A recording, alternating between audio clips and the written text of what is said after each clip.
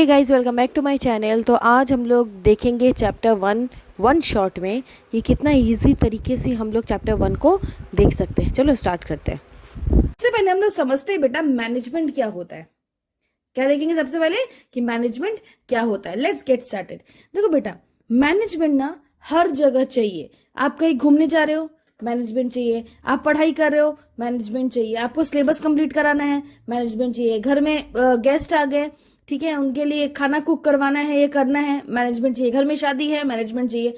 सब चीजें मैनेजमेंट चाहिए। अगर मैनेजमेंट नहीं होगा तो टाइम से काम खत्म नहीं होगा, पैसे भी ज्यादा लगेंगे। इसीलिए बेटा management is important for all organisation, big और स्मॉल। छोटा ऑर्गेनाइजेशन हो, बड़ा ऑर्गेनाइजेशन हो, प्रॉफिट हो या फिर एनजीओज हो, मतलब नॉन प्रॉफिट हो, सर्विस देता हो या फिर सामान बनाता हो, दैट इज मैन्युफैक्चरिंग हो, सब जगह मैनेजमेंट चाहिए। मैनेजमेंट के बिना वर्क नहीं होगा। Management requires everywhere so that individual make their best contribution towards group work. देखो हर ऑर्गेनाइजेशन का बेटा ऑब्जेक्टिव होता है ना, ठीक है। हम लोग सब ऑर्गेनाइजेशन में काम करते हैं कुछ ऑब्जेक्टिव के साथ, और मैनेजमेंट इसलिए जरूरी है ताकि हर एक एक व्यक्ति, हर एक एक इंडिविजुअल जो है वो जो ऑब्जेक्टिव है ऑर्गेनाइजेशन का उसको अचीव कर सके। कोई डाउट है? ठीक है, अब देखते हैं मॉडर्न कॉन्सेप्ट में मैनेजमेंट को क्या बोलते हैं। एक तरह का डेफिनेशन भी है, एग्जाम में भी पूछता है। दैट फिर इन द ब्लैंक्स दे देगा यहाँ पे और पूछेगा dash is the process of getting things done with the name of achieving goal efficiently and effectively. अब देखते हैं मॉडर्न कॉन्सेप्ट मैनेजमेंट क्या बोला है। देखो बोला गया है मैनेजमेंट बेटा एक ऐसा प्रोसेस है जो कि getting things done with the aim of achieving goal, काम को करना है ये सोच के कि हमको काम, हमारा जो गोल है उसको अचीव करना है इफेक्टिवली या फिर इफिशिएंटली। अब आप सोचोगे मैम इतना दो बड़ा बड़ा वर्ड है, इफिशिएंटली इफेक्टिवली, वो दोनों क्या है। देखो पिछले साल वाले क्वेश्चन पेपर जो बच्चे थॉरोली पढ़ रहे होंगे वो पिछले साल क्वेश्चन पेपर देखा होगा उन्होंने। इसमें ये क्वेश्चन 4 मार्क्स में पूछा था। एक केस स्टडी दिया और उसने पूछा कि बताओ वो इफिशिएंटली है, ये नहीं बोला कि इफिशिएंटली इफेक्टिवली है। आपको आइडेंटिफाई करना है कि कौन सा आंसर होगा, लेकिन उससे पहले आपको ये दोनों का मतलब तो पता होना चाहिए ना, तभी आप वो काम कर पाओगे। ठीक है, फॉर एग्जाम्पल मैं आपको 2 एग्जाम्पल्स देती हूँ सिंपल सा। एक ऑर्गेनाइजेशन है, उसमें ना 2 टारगेट्स मिले हुए। ठीक है, टारगेट है कि आपको 1 मंथ में 500 यूनिट्स पूरा करना है, ठीक है, और दूसरा में भी 500 यूनिट्स पूरा करना है। 2 टारगेट मिले, ठीक है। ये है 1 मंथ में 500 यूनिट्स पूरा करना है, दूसरा वाले को मिला 500 यूनिट्स पूरा करना है 1 मंथ में, ठीक है। पर दोनों को पता है कि बहुत टफ है, ठीक है। इनको दिया गया है 50 आदमी, इनको भी दिया गया है 50 आदमी, ठीक है। बजट रखा गया था 600 रुपीज में, आपको काम कंप्लीट करना है, 600 रुपीज में काम कंप्लीट करना है। अब जब ये जो ए नंबर वाला प्रोजेक्ट है उसने जब मंथ के एंड में काम किया तो प्रोजेक्ट का कॉस्ट भाग गया 700, और ये जो है 500 वाला, ठीक है, जिसको कि टोटल टारगेट मिला था 500 यूनिट्स का, ठीक है, 50 लोगों के साथ टोटल 600 रुपए में करना है, मतलब एक यूनिट 600 रुपए, तो उनका लगा कॉस्टिंग 550, मतलब यहाँ ज्यादा लगा 700, काम यहाँ भी पूरा हो गया, यहाँ भी पूरा हो गया। अब बता रहा है पहचानो ऊपर वाला कौन सा कंडीशन है, नीचे वाला कौन सा कंडीशन है। जैसे ऊपर वाला में क्या था, कॉस्टिंग जितना था उससे वो पार कर गया लेकिन काम हो गया। यहाँ पे कॉस्टिंग जितना था काम भी हो गया, उससे कम भी लगा। तो आपको आइडेंटिफाई करना है कि कौन सा यहाँ पे कॉन्सेप्ट लगा हुआ है, ठीक है, मैनेजमेंट का कौन सा कॉन्सेप्ट लगा हुआ है। अब आपको पता ही नहीं है कि इफिशिएंटली और इफेक्टिवली का मतलब, इफिशिएंटली दैट इज इफेक्टिवनेस, और इफिशिएंसी का मतलब क्या होता है आपको नहीं पता है, कैसे करोगे। चलो देखते हैं।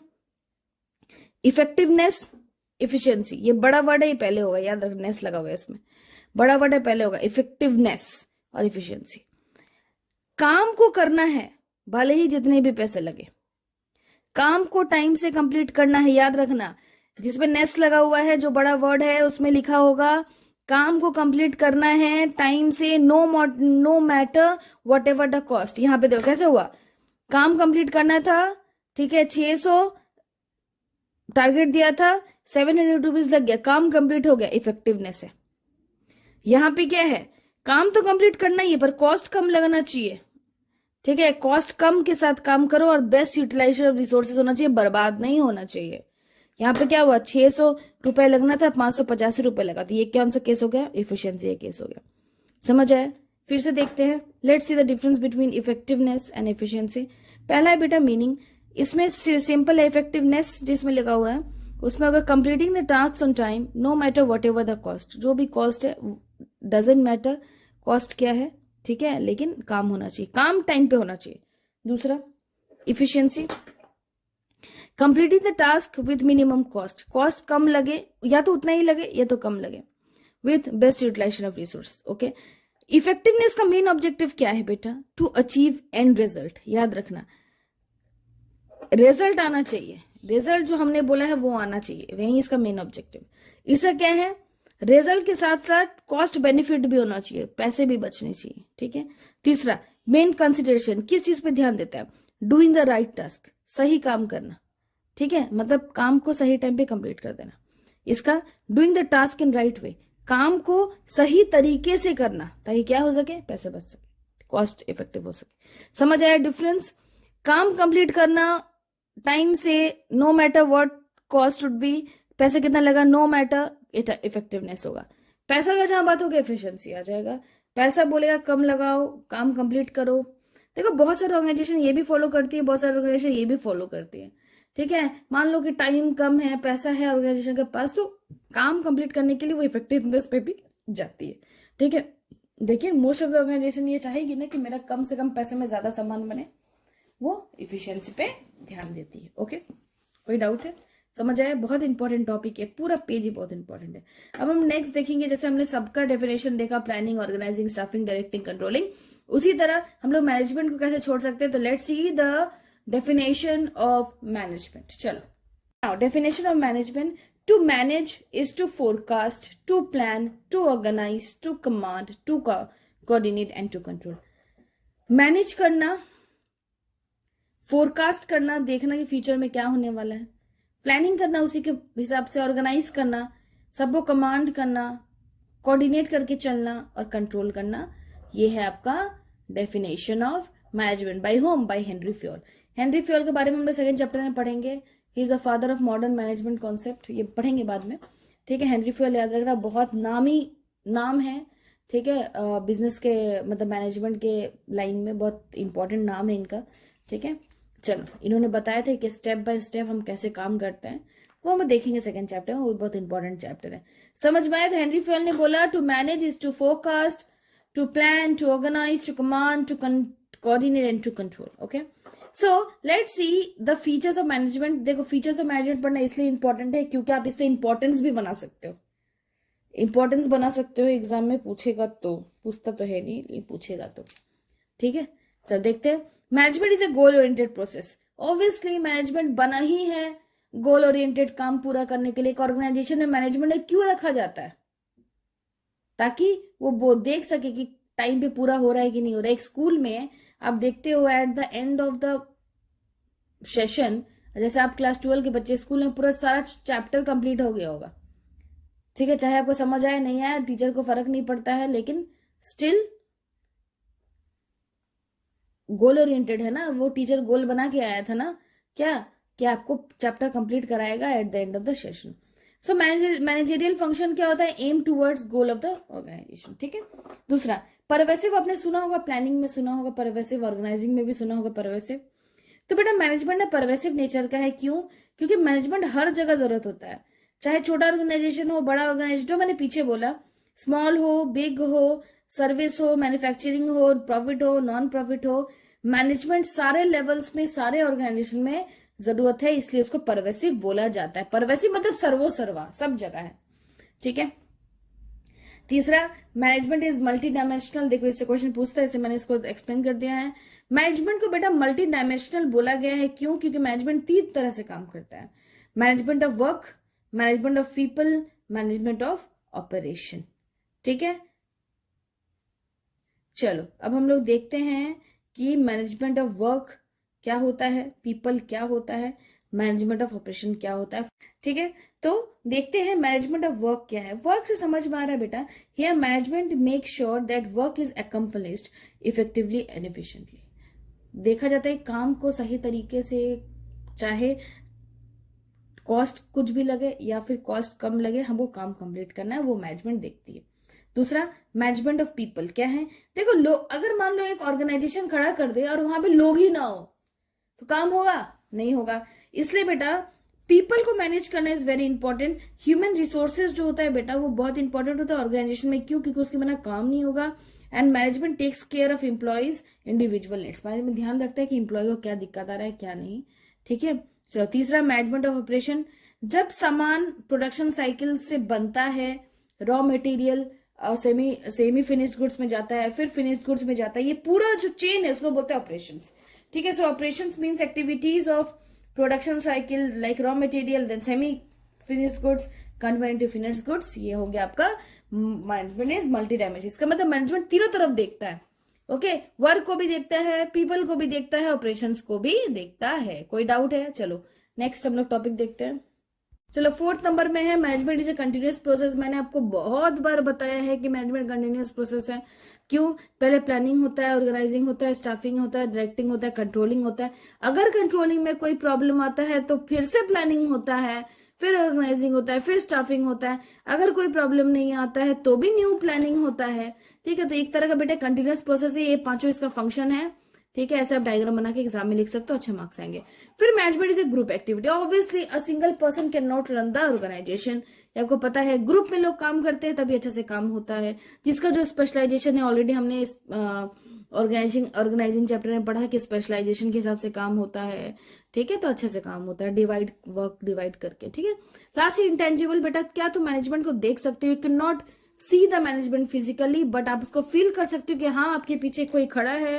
ठीक है, आपको हेल्प करने के लिए, आपके ऊपर ध्यान देने के लिए मैनेजमेंट ऑलवेज अवेलेबल है।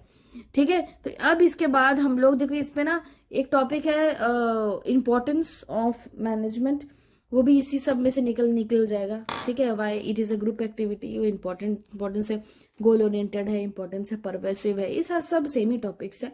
एग्जाम में लिखोगे आपको मार्क्स फुल मिलेगा। अब next topic, the name of the topic is nature of management, कि मैनेजमेंट का नेचर कैसा होता है। ठीक है, some authors regard management as science because these are well tested and experimental. देखो कुछ ऑथर्स जो होते हैं ना बेटा, वो ना मैनेजमेंट को बोलते हैं कि मैनेजमेंट एक तरह का साइंस है।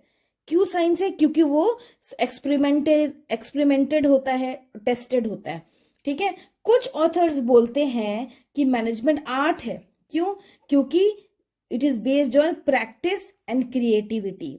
ठीक है, कि मैनेजमेंट में प्रैक्टिस लगता है और क्रिएटिविटी लगता है। ठीक है, और कुछ ऑथर्स बोलते हैं कि मैनेजमेंट एक तरह का प्रोफेशन है। क्यों प्रोफेशन है? क्योंकि प्रोफेशन में तो ट्रेनिंग और नॉलेज चाहिए, और जो हमारा मैनेजमेंट है उसमें भी ट्रेनिंग और नॉलेज चाहिए। तो देखो अलग अलग लोग अलग अलग बातें करते हैं। ठीक है, सो कोई बोलते हैं कि साइंस है, कोई बोलते हैं कि आर्ट है, कोई बोलते हैं कि प्रोफेशन है। तो नाउ लेट्स सी कि मैनेजमेंट आखिर है क्या? क्या वो एक साइंस है? क्या वो एक आर्ट है? क्या वो प्रोफेशन है? क्या ये तीनों है? क्या सिर्फ साइंस है? क्या सिर्फ आर्ट है? क्या सिर्फ प्रोफेशन है? वो हम लोग देखते हैं, या फिर आर्ट और साइंस दोनों है, वो हम लोग देखते हैं। ठीक है, चलो सो बेटा there are 3 nature of management. पहला है मैनेजमेंट एज अ साइंस, दूसरा है मैनेजमेंट एज अ आर्ट, तीसरा है मैनेजमेंट एज अ प्रोफेशन। देखो एक चीज समझो, ठीक है, अब हम लोग जो पढ़ेंगे ना उसमें हम लोग ना प्रूफ करेंगे कि कैसे मैनेजमेंट को साइंस बोला जाता है। ठीक है, प्रूफ करके देखेंगे। अगर प्रूफ हो जाता है तो मतलब साइंस है, प्रूफ नहीं होता है मतलब नहीं है। देखेंगे कि मैनेजमेंट जो है एक तरह का आर्ट है कि नहीं। अगर प्रूफ होता है तो आर्ट हो जाता है। ठीक है, अगर नहीं है तो नहीं होगा। ठीक है, तो लेट्स गेट स्टार्टेड। चलो सबसे पहले बेटा देखते हैं मैनेजमेंट एज अ साइंस। क्या देखते हैं? Management as a science. देखो अब हम लोग ना जैसे जैसे नाम है वैसे वैसे हम लोग सोचेंगे साइंस में हमें क्या करना पड़ता है, बताओ। साइंस में हमें क्या करना पड़ता है? Science can be defined as systematic and organised body of knowledge based on logically observed finding facts and events. ठीक है, जब हम लोग साइंस पढ़ते हैं तो सब चीज फैक्ट्स पे होता है, सब चीज फाइंडिंग्स पे होता है, एक्सपेरिमेंट्स पे होता है, लॉजिकली ऑब्जर्व्ड चीजों पे होता है या नहीं? उसी को बोलते हैं साइंस, राइट? तो science can be defined as systematic and organised body of knowledge based on logically observed finding facts and events. ये तो हो गया साइंस का मीनिंग। अब हम लोग देखते हैं कि कैसे हम लोग डिफरेंशिएट करते हैं कि मैनेजमेंट जो है वो साइंस है कि नहीं। तो उसके लिए बेटा 3 फीचर्स है, 3 फीचर के थ्रू हम लोग समझेंगे कि मैनेजमेंट बेटा साइंस है कि नहीं।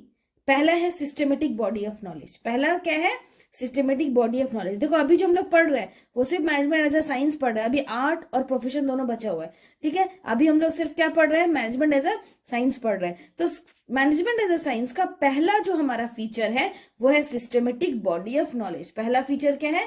Systematic body of knowledge. अब हम लोग बेटा दोनों तरफ से समझ के देखते हैं। अगर दोनों तरफ मैच कर जाएगा ना तो यस हो जाएगा, अगर दोनों तरफ मैच नहीं करेगा इसका मतलब कि ये फीचर साइंस का नहीं है, ठीक है। चलो पहला सिस्टमेटिक बॉडी ऑफ नॉलेज। अब देखो जब हम लोग साइंस पढ़ते हैं बेटा, ठीक है, तब क्या सिस्टमेटिक बॉडी ऑफ नॉलेज चाहिए? चलो पढ़ के देखते हैं। Organise and systematic study material is available to used by available use to acquire knowledge. Yes, जब हम लोग साइंस पढ़ते हैं उसके लिए बुक्स अवेलेबल होते हैं, वही तो उसने बोला है, ठीक है, कि systematic body of knowledge available है किसके लिए? साइंस के लिए। तो अब हमें देखते हैं कि जब हम लोग मैनेजमेंट पढ़ते हैं तो क्या मैनेजमेंट के लिए भी अवेलेबल होता है? In management also there is a organised and systematic study material. Obviously अभी जो आप पढ़ रहे हो वो भी तो मैनेजमेंट है। जो आप ग्रेजुएशन में पढ़ोगे, जो सब्जेक्ट पढ़ोगे वो भी एक मैनेजमेंट का टॉपिक होगा। फिर आपका जब आप पोस्ट ग्रेजुएशन करोगे तब भी आपको मैनेजमेंट मिलेगा। तो क्या obviously systematic body of knowledge available है। इसका मतलब ये पहला पॉइंट है, साइंस का जो पहला पॉइंट है क्या है? Systematic body of knowledge. ये फीचर साइंस और मैनेजमेंट दोनों में है। समझ में आया? क्यों? दोनों तो मैच कर रहा है, दोनों के लिए स्टडी मटेरियल रहता है, ठीक है। तो this feature of science is present in management. समझ आया? तो पहला फीचर साइंस का क्या है? Systematic body of knowledge. अब हम लोग देखते हैं क्या दूसरा जो फीचर है वो साइंस और मैनेजमेंट दोनों में वर्क करता है। अगर यस तो मतलब हो जाएगा, अगर नो तो नहीं होगा। चलो देखते हैं। तो आगे सेकेंड वाले टॉपिक पे, that is principles are based on experimentation. क्या है? Principles are based on experimentation. पहला क्या था बताओ? साइंस का feature systematic body of knowledge. दूसरा क्या होगा? Principles based on experimentation. अब देखते हैं साइंस में होता है कि नहीं एक्सपेरिमेंटेशन और मैनेजमेंट में होता है कि नहीं एक्सपेरिमेंटेशन। साइंस में देखते हैं, system scientific principles are based on observations and through repeated tested experiments. Obviously science में कोई भी प्रिंसिपल होगा, ठीक है, मतलब साइंस में जितने भी सारे अध्ययन है वो क्या, वो तो ऑब्वियसली रेगुलर ऑब्जर्वेशन करना पड़ता है, बार बार टेस्ट करना पड़ता है, तभी उसका फाइनल रिजल्ट आता है, ठीक है। अब देखते हैं सेम ये चीज यहां मिलेगा कि नहीं, ठीक है। चलो अब देखते हैं मैनेजमेंट में। Management principles are also developed through observation and experiment. यहां तक तो समझ में आ रहा है कि अरे ये तो दोनों सेम है, ठीक है, कि हाँ मैनेजमेंट में भी हमें ऑब्जर्वेशन एक्सपेरिमेंट करना पड़ता है। जब आप कोई प्लानिंग करते हो बेटा तो आप जरूरी तो नहीं है कि आपका प्लानिंग एकदम कंट्रोलिंग तक बढ़िया चले, हो सकता है वो बीच में फ्लॉप कर जाए, तो वैसे ही करके आप सीखोगे, राइट। सो मैनेजमेंट का जो प्रिंसिपल है बेटा वो भी ऑब्जर्वेशन और एक्सपेरिमेंट पे ही चलता है। बट एक बट आ गया बीच में, देखते क्या है। But since management deals with human being and human behavior cannot be accurately predicted, लेकिन क्योंकि हम लोग मैनेजमेंट, जो भी हम लोग मैनेजमेंट करते हैं वो ह्यूमन को लेके करते हैं, क्योंकि ह्यूमन जो है ऑर्गेनाइजेशन चलाती है, ठीक है, इसलिए ह्यूमन का बिहेवियर को बेटा हम लोग प्रिडिक्ट नहीं कर सकते। अगर अभी आप किसी के लिए अच्छे हो सकता है कल आप किसी के लिए बुरे हो जाओ। अभी आप ऑर्गेनाइजेशन के गोल के बारे में सोच रहे हो सकता है कल जाके अपने बारे में सोचने लगो। तो बेटा मैनेजमेंट बोलता है कि हाँ हम लोग भी एक्सपेरिमेंट करते हैं, लेकिन ह्यूमन बिहेवियर जो है बेटा वो आज जिस तरह रिएक्ट किया जरूरी तो नहीं है वो कल फिर से वही वैसे ही रिएक्ट करेगा, हो सकता है कल वो डिफरेंटली रिएक्ट करे। तो उस बेसिस में ये जो है, ये जो पॉइंट है प्रिंसिपल बेस्ड ऑन एक्सपेरिमेंटेशन, ये तो आधा ही सच हुआ, राइट। ये है इसका, ये तो हाफ ही सच हुआ। यहाँ तो एक बट आ गया, क्यों? क्योंकि ह्यूमन बॉडी पे हम लोग लेते हैं और ह्यूमन बॉडी जो होता है वो can not be accurately predicted, right. So this feature of science is partially present in management. Partially है, पूरा तो प्रेजेंट है नहीं, क्यों बट लग गया बीच में, पार्शियली है मतलब थोड़ा सा है। समझ में आया? अब चलते हैं तीसरा वाला पॉइंट पे, यूनिवर्सल वैलिडिटी। अब यूनिवर्सल वैलिडिटी का मतलब होता है एक बार जो प्रूव हो गया वो हो गया। यूनिवर्सल वैलिडिटी का मतलब वही हुआ, ठीक है। चलो अब देखें, तो अब देखते हैं कि यूनिवर्सल वैलिडिटी जो है वो साइंस पे कितना काम करता है, मैनेजमेंट में कितना काम करता है। देखो साइंस में क्या होता है कि अगर आपको ये पता है कि आप कोई ऐसे जगह चले जाओ जहां -50 डिग्री है, ठीक है, वहां पे अगर आप वाटर को अगर आप ऊपर उछालोगे तो वो बर्फ बन के नीचे गिरेगा या उड़ जाएगा, ये आपको पता है। क्यों? क्योंकि बेटा वो ऑलरेडी टेस्टेड है, एक्सपेरिमेंटेड है और यूनिवर्सल वैलिडिटी है उसका। ठीक है, अगर आप ऊपर से एप्पल फेंकोगे तो वो नीचे ही गिरेगा, ये वैलिडिटी है, ये एप्लीकेशन है जो प्रूव हो चुका है। लेकिन क्या मैनेजमेंट में जो हम आज कर दिए, क्या वही सेम चीज हम कल कर सकते हैं? क्या वही सेम प्लानिंग हम कल लगा सकते हैं? क्या वही सेम प्लानिंग हम 10 साल बाद यूज कर सकते हैं? उसका आंसर होता है हाँ और ना दोनों। ठीक है, but in management principles application are modified according to given situation. यहाँ पे बेटा जो भी प्रिंसिपल्स होते हैं, जो भी सिद्धांत होते हैं, वो अकॉर्डिंग टू सिचुएशन लगाया जाता है। यहां मुझे पता है कि हम अगर कोई चीज ऊपर फेंकते हैं तो वो नीचे आएगा, क्यों? क्योंकि यूनिवर्सली टेस्टेड है। लेकिन यहां हमें नहीं पता कि जो ह्यूमन बॉडी आज जैसा रिएक्ट कर रहा है, जो आदमी आज प्लानिंग जिस तरह से सेट कर रहा है, कल हो सकता है वो उससे अच्छा प्लानिंग सेट करे अकॉर्डिंग टू द सिचुएशन। ठीक है, सो दिस फीचर, ये जो यूनिवर्सल वैलिडिटी वाला जो फीचर है, ये साइंस में तो है पर मैनेजमेंट में नहीं है। So this feature of science is not present in management. इसका मतलब क्या हुआ? जो पहले आपने देखा था सिस्टमेटिक बॉडी ऑफ नॉलेज, वो दोनों में यस था, मतलब साइंस में भी यस था, मैनेजमेंट में भी यस था। ये जो प्रिंसिपल बेस्ड ऑन एक्सपेरिमेंटेशन है, ये भी क्या है? ये आपका साइंस में तो यस है, लेकिन इसमें आधा यस है, मतलब पार्शियली हो गया। यूनिवर्सल वैलिडिटी क्या होगा? ये साइंस में भी नहीं है, मैनेजमेंट मतलब साइंस में है लेकिन मैनेजमेंट में नहीं है। ठीक है, इसका मतलब क्या है कि इसको क्या बोलते हैं? मैनेजमेंट एज ए साइंस को बोलते हैं आपका इनएग्जैक्ट साइंस या फिर social science. Why inexact science? क्योंकि इसके सारे फीचर जो है वो मैच नहीं कर रहे हैं। एक पूरा मैच कर रहा है, एक आधा मैच कर रहा है, एक आधा भी मैच नहीं कर रहा। ठीक है, इसलिए that's why management as a science is called inexact और सोशल साइंस। एग्जाम में पूछ सकता है why management as a science is called inexact और सोशल साइंस, तब आप ये पूरा लिख दोगे। समझ आया? कोई डाउट है? पहला, दूसरा, तीसरा, तीनों पॉइंट लिख दोगे। कोई डाउट है? ठीक है, so there are 3 features which proves that management जो है वो साइंस नहीं है। क्या? पहला क्या था? Systematic body of knowledge. दूसरा क्या? Principle based on experimentation. तीसरा क्या? Universal validity. जिसमें सिस्टमेटिक बॉडी ऑफ नॉलेज तो यस था, प्रिंसिपल बेस्ड ऑन एक्सपेरिमेंटेशन ये पार्शियली यस है, और तीसरा यूनिवर्सल वैलिडिटी नो था। So this feature of science is not present in management. खत्म हो गया। अब हम लोग देखेंगे मैनेजमेंट एज अ आर्ट। अब हम लोग देखते हैं, देखो पता तो चल गया कि साइंस तो है नहीं। एग्जाम में अगर आपको पूछा, ठीक है, कि management is what, science, art, profession, dash, मान लो कुछ और फोर्थ ऑप्शन है, तो ये तो पता चलेगा कि भाई साइंस तो होगा नहीं। राइट, अब हम लोग चलते हैं, देखते हैं, चेक करते हैं कि मैनेजमेंट एज ए आर्ट है कि नहीं। चलो अब देखते हैं management as a art. Same process है, वैसे ही हम लोग देखेंगे। सबसे पहले देखो, आर्ट का मतलब यहां समझ लो, ART, आर्ट का मतलब होता है कला। किसी को गाने की कला है, किसी को स्पोर्ट्स में है, किसी को पेंटिंग में है, तो वो कला है। ठीक है, अब हम लोग मैच करेंगे कि क्या मैनेजमेंट एक तरह का आर्ट है। ठीक है, पहले आर्ट का मीनिंग देख लेते हैं। So art means systematic body of knowledge which requires skills, creativity and practice to get perfection. ठीक है, इसका मतलब क्या है? आर्ट ये बोलता है कि हमें सिस्टमेटिक बॉडी ऑफ नॉलेज होना चाहिए जो कि स्किल, क्रिएटिविटी एंड प्रैक्टिस सब करने से आएगा। ठीक है, अब देखते हैं इसका भी फीचर, इसमें भी 3 ही फीचर है। देखते हैं तीनों फीचर मैच करता है कि नहीं करता। पहला फीचर है सिस्टमेटिक बॉडी ऑफ नॉलेज। ये देखा लग रहा था, किसमें था? साइंस में था। ठीक है, तो याद रखना, साइंस का पहला फीचर, इसका पहला फीचर पूरा सेम है। अब सिस्टमेटिक बॉडी ऑफ नॉलेज। अब बताओ, आर्ट मतलब मान लो कोई पर्सन जो है वो गेम्स एंड स्पोर्ट्स लेके पढ़ाई करता है। ठीक है, तो क्या उस गेम्स एंड स्पोर्ट्स के लिए कोई systematic body of knowledge available है? आर्ट अवेलेबल है? यस, अवेलेबल है। ठीक है, so systematic and organise study material available to acquire theoretical knowledge, theory को पढ़ने के लिए अवेलेबल है। अब बताओ, क्या मैनेजमेंट में अवेलेबल है? कैसे अवेलेबल नहीं है बताओ? 12th में तो ऑलरेडी तुम पढ़ रहे हो, 11th में भी पढ़े, इसका मतलब मैनेजमेंट में भी अवेलेबल है। इसका मतलब पहला पॉइंट क्या है? वो दोनों में अवेलेबल है। तो this feature of art is present in management. इसको पढ़ाने का नहीं था, समझने का नहीं था। दूसरा पॉइंट में आ जाओ, पर्सनलाइज्ड एप्लीकेशन। क्या सिखाया है? Personalised application. ठीक है, अब पर्सनल एप्लीकेशन को भी देखेंगे बेटा आर्ट और मैनेजमेंट के हिसाब से। अब बताओ, मान लो तुम यहाँ पे स्पोर्ट्स अपने पढ़ा, ठीक है, अब पर्सनलाइज एप्लीकेशन।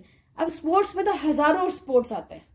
आपके स्कूल में जो स्पोर्ट्स टीचर होंगे, ठीक है, उनसे पूछना कभी कि सर आपका स्पेशलाइजेशन क्या था, देखना वो कोई 1 या 2 गेम बताएंगे, ठीक है, जिसमें उन्होंने पर्सनलाइज्ड पढ़ा हो, ठीक है, जिसको उन्होंने प्रैक्टिस किया हो, ठीक है, मान लो वॉलीबॉल, ठीक है। तो अब हमें देखते हैं कि आर्ट में और साइंस में क्या सिमिलरिटी है। And art only theoretical knowledge is not enough, ये तो पता ही है, आप कोई चीज सीख लो अगर प्रैक्टिस ही नहीं करोगे तो कैसे चलेगा। So every artist must have specialised skill and creative personal skill and creativity to apply that knowledge, ठीक है। अब क्या होता है, जब आपने स्पोर्ट्स कर लिया, पढ़ लिया, अब उसमें हम लोग एक गेम चुनते हैं, तो वो उसका पर्सनलाइज्ड हो गया कि हमको उस गेम में आगे बढ़ना है, उसको प्रैक्टिस करना है, उसको स्किल करना है। अब मैनेजमेंट में क्या होता है, सेम चीज होता है कि देखते हैं, ठीक है, आपने मैनेजमेंट की बुक पढ़ ली, तो उसके बाद क्या करोगे, पर्सनलाइज एप्लीकेशन उस पर फॉलो नहीं करोगे। And management in management all managers learn same theory, obviously सबको सेम ही चीज पढ़ाया जाता है एमबीए वगैरह में, ठीक है, same theory and knowledge, but their efficiency depends when they apply their skills and creativity for doing the job. लेकिन तभी उसका पता चलेगा ना कि कितना दिमाग से तेज है, जब वो सिचुएशन के हिसाब से काम करेगा। इसका मतलब क्या है, यहाँ भी पर्सनलाइज एप्लीकेशन हो गया, यहाँ पे भी पढ़ने के बाद उसको अप्लाई करना पड़ता है, यहाँ भी पढ़ने के बाद उसको अप्लाई करना पड़ता है। सो व्हाट, क्या समझे, so this feature of art is also present in management, क्या समझे, this feature of art is present in management. क्यों, क्योंकि दोनों में पर्सनलाइज एप्लीकेशन है, दोनों में ही आप पढ़ के नहीं छोड़ सकते, ठीक है, दोनों में ही आपको अप्लाई करना पड़ेगा काम को आगे करने के लिए। सो बेटा this feature of art is present in management. 2 topic हमने पढ़ा, सिस्टमेटिक बॉडी ऑफ नॉलेज पढ़ा, पर्सनल एप्लीकेशन, एक और बचा होगा। अब आप मुझे बताओगे कि वो जो मैं अभी टॉपिक पढ़ाऊंगी दैट इज का 3rd जो है, जिससे पता चलेगा कि वो सच में आर्ट है कि नहीं है या नहीं है, ठीक है, आप मुझे बताओगे है या नहीं। चलो देखते हैं। So based on practice and creativity, ये नाम ही सोच के आप समझ गए होंगे अरे ये होगा कि नहीं होगा। चलो एक बार देखते हैं। आर्ट में बेटा आपने मान लो वॉलीबॉल लेके पढ़ लिया, अब पढ़ के वॉलीबॉल लेके सब कुछ पढ़ लिया, पर्सनलाइज कर लिया, अब पढ़ के घर बैठ गए, तो क्या आपका प्रैक्टिस और क्रिएटिविटी हुआ, नहीं हुआ ना। तो आर्ट क्या मांगता है, regular practice of art must be required to become a fine and perfect, without practice artist lose their perfection, obviously बात है। अब बताओ मैनेजमेंट में पढ़ने के बाद, ठीक है, आपने उसको प्रैक्टिस ही नहीं किया और कोई नया दिमाग ही नहीं लगाया, इनोवेशन ही नहीं किया, क्या मैनेजमेंट चलेगा, नहीं चलेगा। इन management also regular practice and creativity is required for more and more perfection. Obviously बात, ये टॉपिक देख के समझ में आना चाहिए कि this feature of art is also present in management. इसका मतलब क्या हुआ, इसका मतलब हुआ that we can say that management is a art of getting things done by others. समझ आया, इसका मतलब मैनेजमेंट बेटा पूरा साइंस नहीं है, ठीक है। तो मैनेजमेंट क्या है, मैनेजमेंट आर्ट है। लेकिन एग्जाम में अगर आपको पूछेगा कि मैनेजमेंट क्या है, आर्ट साइंस प्रोफेशन क्या है, तो हमेशा याद रखना मैनेजमेंट जो है बेटा साइंस और आर्ट दोनों है, याद रखना ये चीज, साइंस और आर्ट दोनों है। क्यों याद है, साइंस का 3 पॉइंट में से 1.5 पॉइंट तो मैच कर गया था, राइट, और इसका तीनों मैच कर गया। इसका मतलब क्या है, management is both art and science. अगर एग्जाम में ऐसे पूछे कि मैनेजमेंट इज व्हाट, आर्ट, दूसरा में है साइंस, तीसरा में प्रोफेशन और चौथा में है नन, उस केस में आप आर्ट करोगे, ठीक है। लेकिन अगर बोथ पूछा साइंस एंड आर्ट, तब आपको दोनों करना होगा। क्यों, क्योंकि साइंस का 1.5 पॉइंट तो उसमें था, इसीलिए। समझ आया। लेकिन ऐसे आप बोलोगे मैनेजमेंट क्या है, उसके डेफिनेशन में भी है मैनेजमेंट इज ए आर्ट है। समझ आया, कोई डाउट है। अब हम लोग एक और पढ़ेंगे प्रोफेशन। देखो ऐसे भी आपको समझ में आ गया कि मैनेजमेंट आर्ट है तो मैनेजमेंट प्रोफेशन होगा नहीं, लेकिन स्टिल एग्जाम में ना प्रोफेशन हो सकता है कि आपको एक केस स्टडी दे दे, एक 1 लाइनर क्वेश्चन दे दे और आपको बोला एक्सप्लेन करना है, और वो हो सकता है आंसर प्रोफेशन हो, तो इसलिए आपको उसका पॉइंट्स को जानना चाहिए। चलो देखते हैं अब प्रोफेशन। तो मैनेजमेंट एज ए प्रोफेशन, अब हम लोग देखते हैं कि क्या मैनेजमेंट को प्रोफेशन बोला जा सकता है। इससे पहले हम लोगों ने ऑलरेडी देखा कि क्या मैनेजमेंट को आर्ट बोला जा सकता है या प्रोफेशन साइंस बोला जा सकता है, ठीक है। हम लोग ने देख लिया है कि साइंस तो नहीं है, पार्शियल है, ठीक है, और आर्ट्स हम लोग मैनेजमेंट को आर्ट बोलते हैं। अब देखते हैं एक बार कि प्रोफेशन को क्या बोलते हैं, ठीक है। सबसे पहले let's see the meaning of profession. So profession means N occupation which requires special knowledge and training. सबसे पहले मैं आपको बता दूं कि प्रोफेशन का मतलब क्या होता है, ऐसा कोई काम जिसमें स्पेशल नॉलेज की जरूरत हो, ट्रेनिंग की जरूरत हो, उसके बिना आप उस जगह उस चीज को काम नहीं कर सकते। फॉर एग्जाम्पल टीचर के लिए मिनिमम क्वालिफिकेशन आपका बीएड होना चाहिए, सीटेट होना चाहिए। तो ये क्या है, ये आपका एंट्री दिलाने में आपको हेल्प करता है। वंस यू कंप्लीटेड बीएड, उसके बाद आप उस चीज में कदम रख सकते हो। जैसे लॉयर बनने के लिए एलएलबी करना चाहिए, ठीक है। आप क्या नॉर्मल 12th के बेसिस पे क्या एलएलबी कर सकते हैं? 12th के बेसिस पे क्या आप कोर्ट में जाके केस लड़ सकते हो? क्या आप नॉर्मल ग्रेजुएशन करके डॉक्टर बन सकते हो? नहीं, ठीक है। तो सिंपल है, प्रोफेशन करने के लिए बेटा आपको उसी चीज में पढ़ाई करके, ठीक है, स्पेशल नॉलेज क्रिएट करना होगा, ट्रेनिंग लेना होगा, ताकि आप उस चीज में घुस सको, ठीक है। ये तो हो गया प्रोफेशन का मीनिंग, ठीक है। अब देखते हैं कि इसके अंदर कितने फीचर्स हैं और क्या प्रूफ करते हैं कि क्या मैनेजमेंट प्रोफेशन है या नहीं। सिंपल, फर्स्ट है well defined body of knowledge. इससे पहले आप सोचो कहाँ पढ़े थे ये वाला पॉइंट, फर्स्ट पॉइंट। देखो एक चीज याद रखना, तीनों का फर्स्ट पॉइंट सेम है। क्या बोला मैंने? तीनों का मतलब management as a science, management as a profession, management as a art, ठीक है। तीनों का फर्स्ट पॉइंट सेम है, ठीक है, वो एक दूसरे से मैच करता है, उसका डिस्क्रिप्शन भी सेम है। सो सबसे पहले देखते हैं, ऑब्वियसली प्रोफेशन में बेटा हम चाहे डॉक्टर बने, चाहे टीचर बने, चाहे इंजीनियर बने, चाहे कुछ भी बने, ठीक है, उसके लिए स्पेशलाइज्ड नॉलेज वाला बुक अवेलेबल है, उसी को पढ़ के हम आगे बढ़ते हैं, राइट। और मैनेजमेंट में भी है, ठीक है, बुक्स अवेलेबल है, सारे सैंपल्स अवेलेबल हैं, जिससे कि नॉलेज हमारा बढ़ सके। तो पहला पॉइंट तो बेटा yes, this feature of profession is present in management, okay. अब हम लोग चलते हैं आगे, ठीक है, देखते हैं कि आगे वाले पॉइंट्स में क्या मैनेजमेंट और प्रोफेशन सेम है। चलो लेट्स सी। अब देखो दूसरा पॉइंट है बेटा रिस्ट्रिक्टेड एंट्री। रिस्ट्रिक्टेड एंट्री मतलब वहां जाना मना है, ठीक है। सो प्रोफेशन में the entry of profession is restricted through an examination और डिग्री।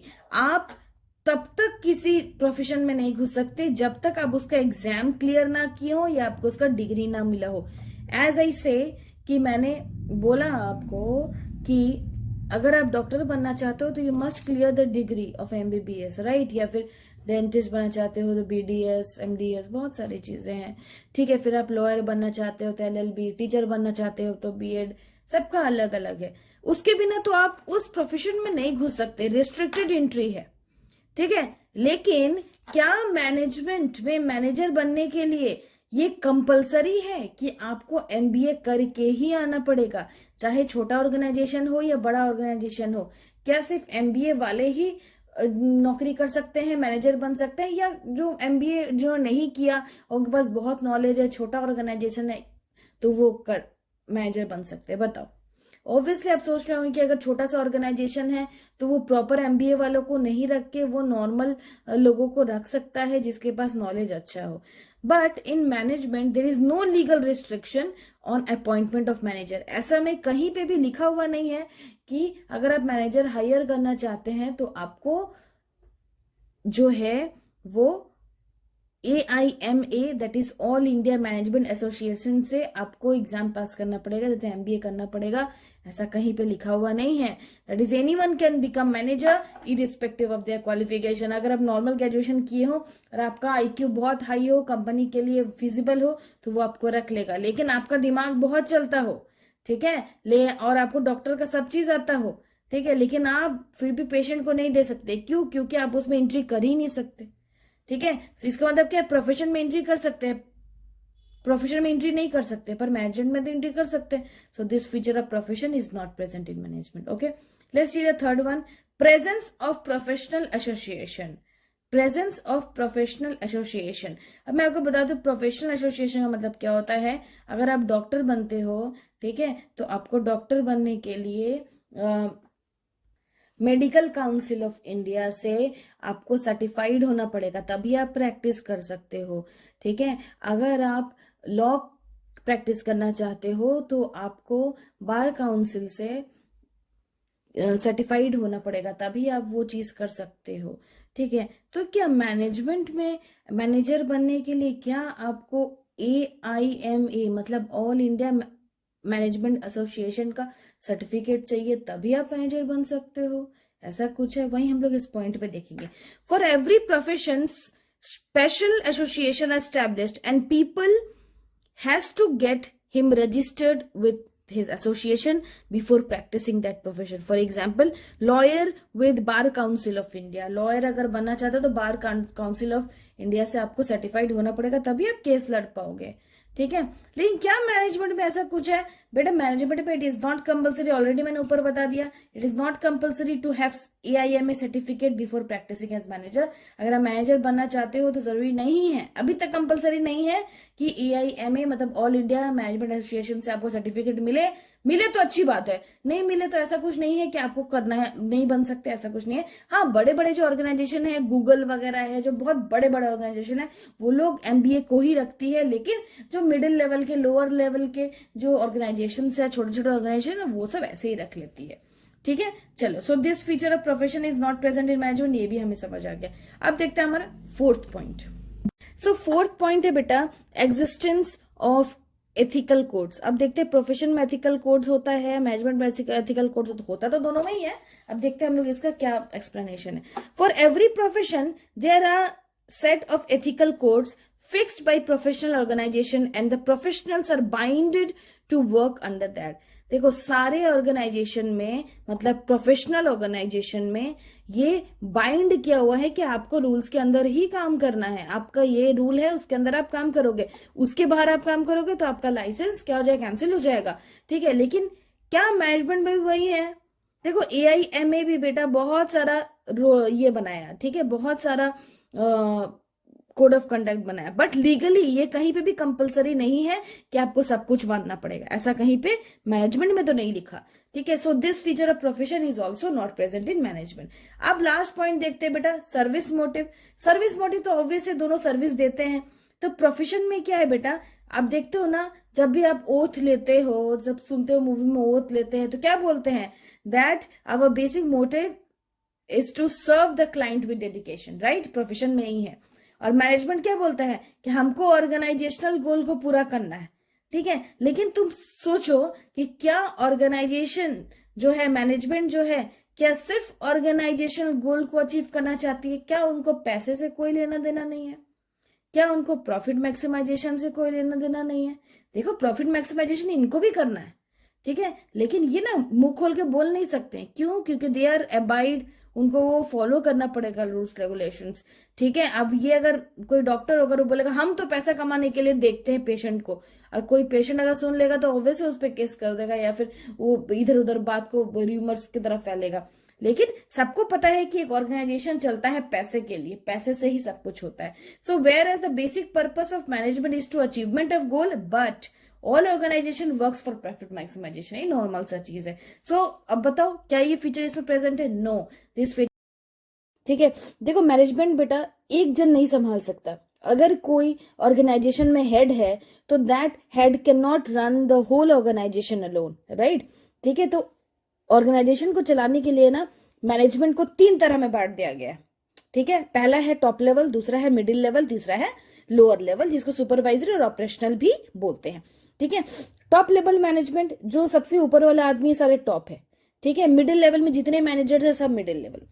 लोअर लेवल में ऐसा नहीं कि लोअर लेवल जो एकदम नीचे एक झाड़ू पोछा करते हैं वो नहीं, लोअर लेवल में भी अच्छा अच्छा पोस्ट है, ठीक है। तो चलो देखते हैं किसमें क्या पोस्ट है और कैसे क्या क्वेश्चन बनता है इससे, ठीक है। चलो, सबसे पहले we will start with lower level, ठीक है। जितने भी सुपरवाइजर हैं, सुपरिटेंडेंट है, फोरमैन है, ठीक है, सेक्शन ऑफिसर है, क्लर्क है, सब डिपार्टमेंट एग्जीक्यूटिव है, ये सब किस में आते हैं? ऑपरेशनल में आते हैं, याद रखना।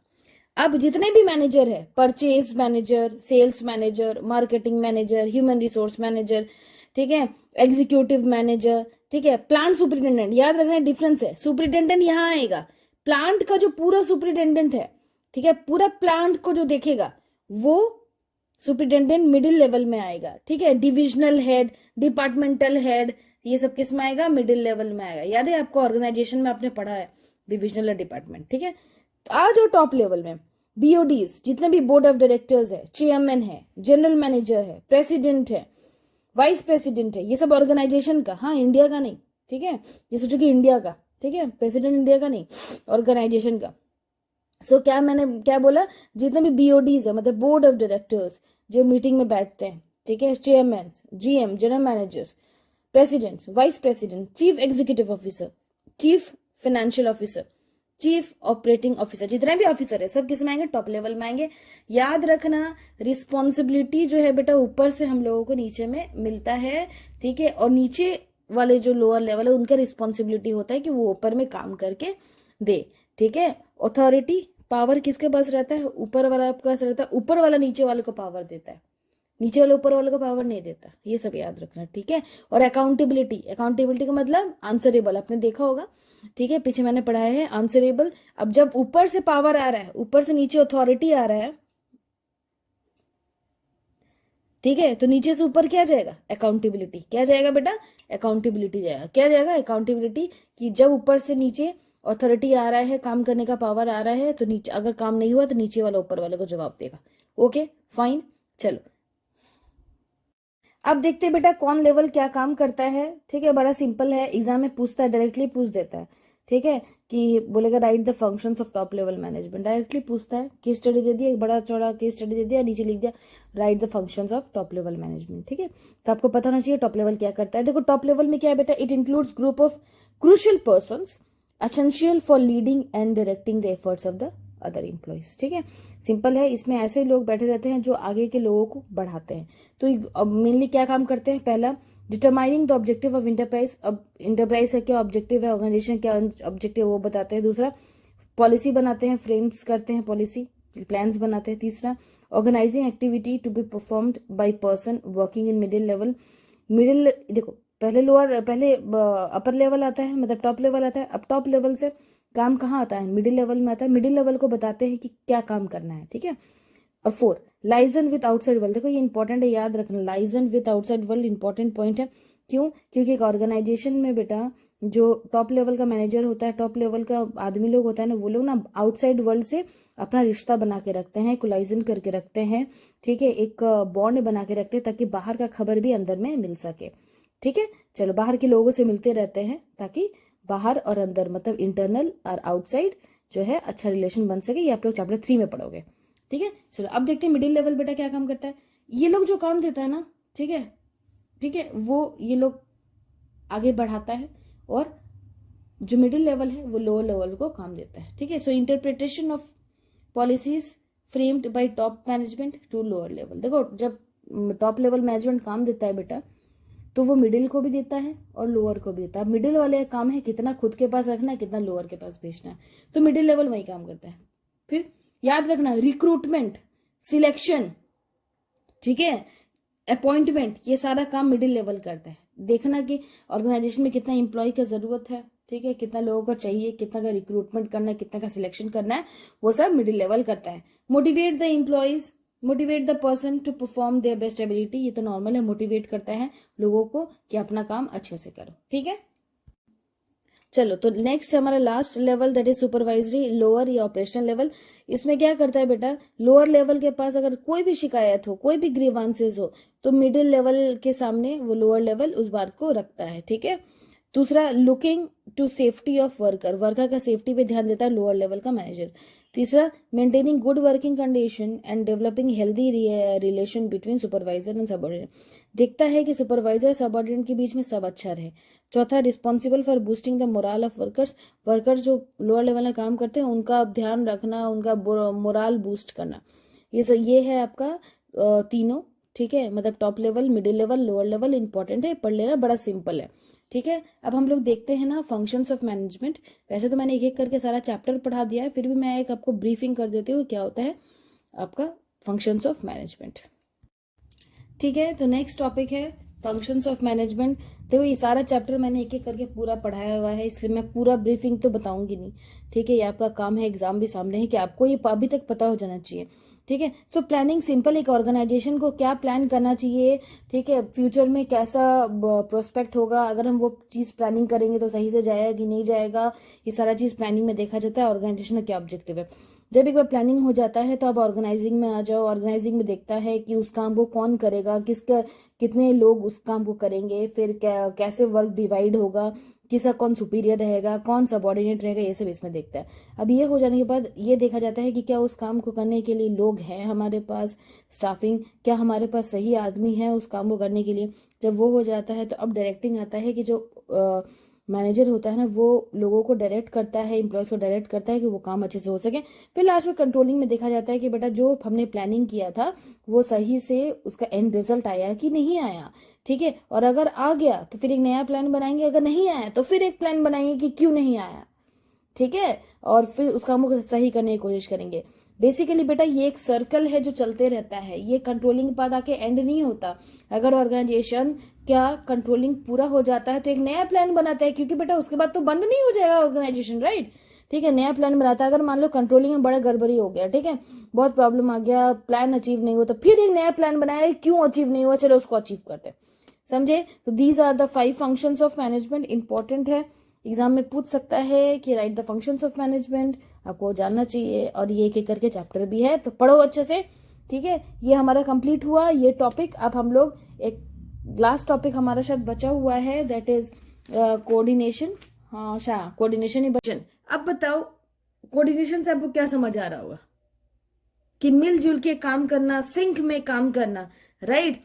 Apart from these 5 functions, which 5 functions? Tell me. That is planning, organizing, staffing, directing and controlling.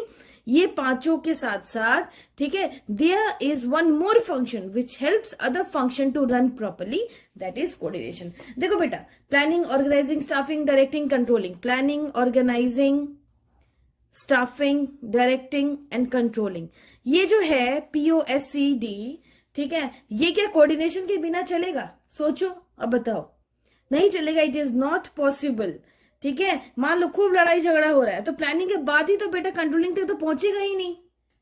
That's why पूरा प्लान को कंप्लीट करने के लिए, कंट्रोलिंग तक पहुंचने के लिए कोऑर्डिनेशन क्या करता है, हेल्प करता है, बांध के रखता है ताकि काम अच्छे से हो सके, ऑर्गेनाइजेशन का गोल अचीव हो सके, राइट। सो कोऑर्डिनेशन ये पूछता है, ठीक है, ये जो है ना डैश करके पूछता है, ये नहीं, ये डैश करके पूछता है, ये वाला। पर ये देख लेते हैं, व्हाट इज कोऑर्डिनेशन। कोऑर्डिनेशन बेटा एक ऐसा प्रोसेस है by which manager synchronises the activity of different departments.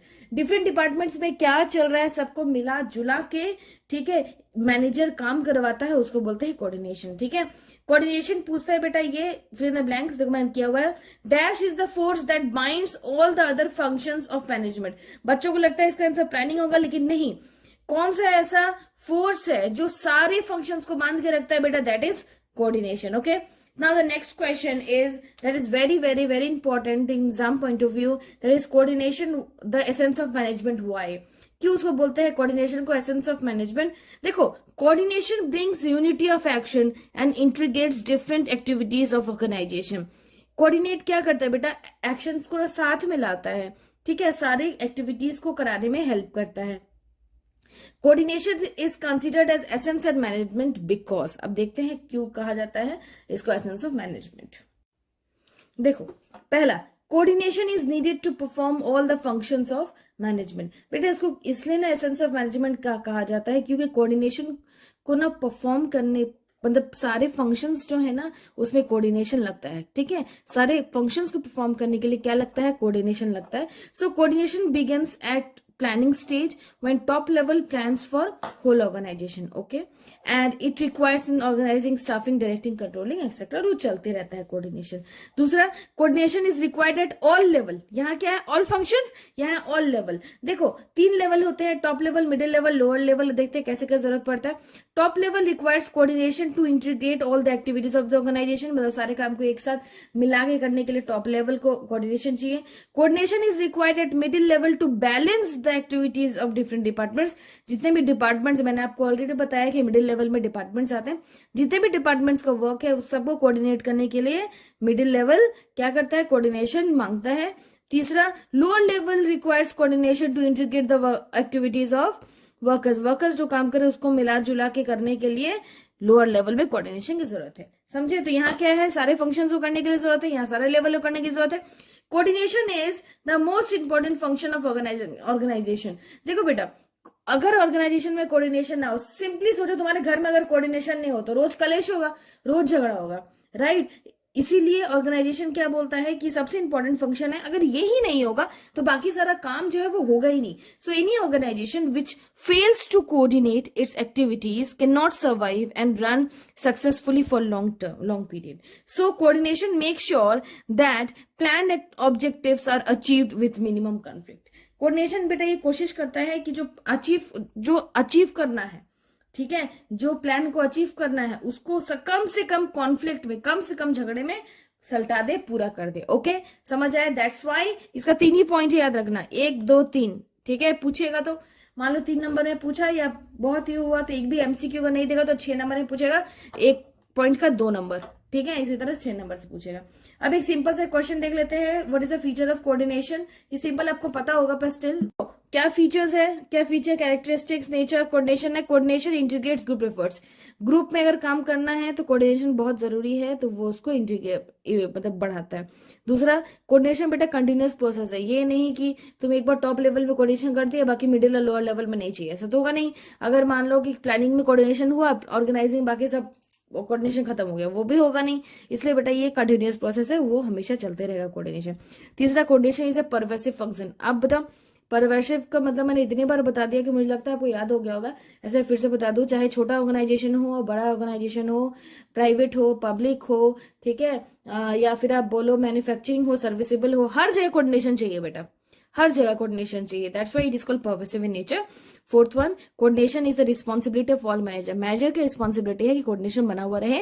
ठीक है, जैसे मान लो आप बोलते हो ना भाई घर में आपके घर के हेड का या फिर फादर या फिर मदर रिस्पॉन्सिबिलिटी है घर में शांति बनाए रखे. ठीक है. फिफ्थ वन है create balance in all department. ठीक है, अगर कोऑर्डिनेशन रहा बेटा तो सारे डिपार्टमेंट्स में बैलेंस बना हुआ रहेगा. इसी के साथ ये चैप्टर हो गया ओवर. ओके, ओवर के साथ साथ ये 6 से 7 नंबर का क्वेश्चन आएगा, ये भी खत्म हो गया.